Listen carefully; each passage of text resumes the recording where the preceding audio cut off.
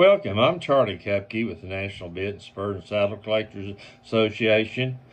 And we've been on here and we've talked about bits and spurs and bit and spur makers, and we've had videos about saddles and branded irons and a lot of various items. But something I think we often overlook is the saddle catalogs.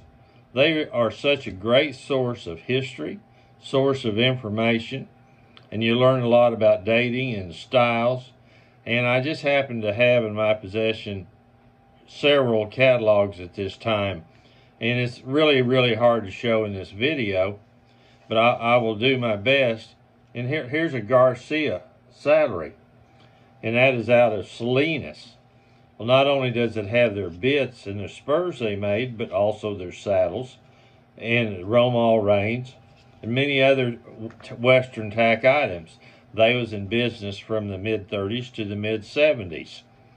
Then, something that we forget about, there is so much interest in the collecting of buckles, good buckles. The Nelsons, the Rowells, Sunset Trail, Stanton, McCabe's, and Hollands.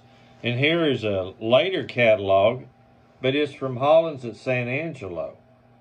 Now, they're probably not rare, but yet how many people have one?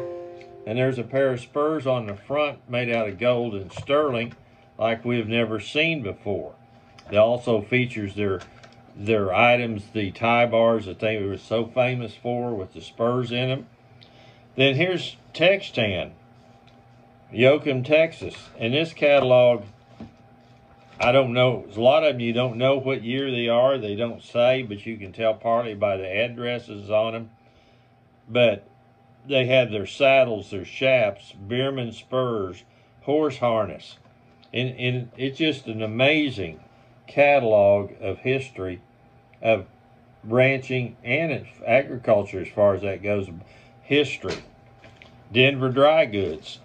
A lot of people know them or have heard about them. Here's one from 1945. And most of these you're going to find Bierman and Crockett and Kelly Brothers, bits and spurs. But even I have found Quayle Brothers in them, where they just sold them.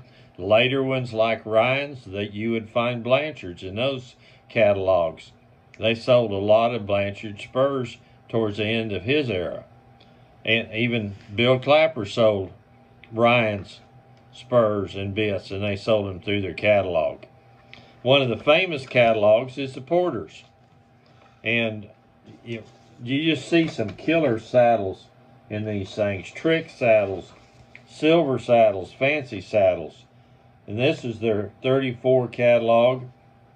Said it had been in business for 73 years at that point in time. But they're just fascinating. Also, you learn a lot about saddle fitting, about ordering saddles, the parts. And this one's just loaded with belt buckles and shafts and fancy belts, boots, and hats. Then here's a great S.D. Myers catalog, and pictured in it is Joe Miller from the 101 Ranch saddle that had 166 diamonds, 120 sapphires, sterling and gold, that's now on display at Wool Rock Museum at Bartlesville, Oklahoma. But as you look through this, the buckles, the holsters, harness, cuffs, shafts, leather vest, it's just an endless display of saddles that people would just die for to add to their collection. Here's a number 47 Hamlet catalog. And this thing has 100 and some pages in it. Hats, boots, books. And here again, the Bierman and the Crockett bits and spurs. One of them I even saw results bits that later became Slicesters. But the number of saddle styles is beyond what you would think. Something I found really interesting in this catalog was in their shop. There was men working in bib overalls in Hamlet's shop, but they was wearing neckties. It just shows you the difference in the culture of that era.